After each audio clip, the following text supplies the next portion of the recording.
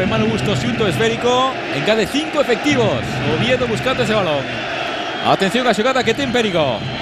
Encádense Jorge Rodríguez, Gonzalo. Vemos a Perona. Está tamén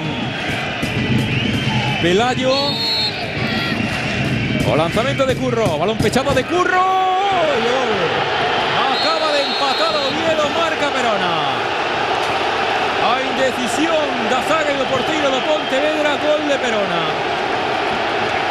Vaya bronca y está botando Orlando Quintana a Víctor Bravo.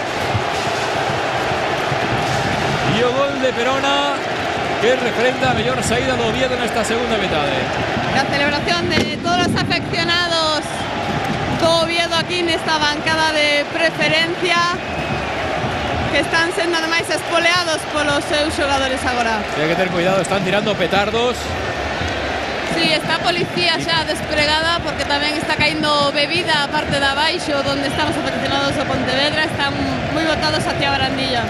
Non había fora de xogo, a posición era correcta e o despexe aí de Orlando Quintana acaba petando en Perona.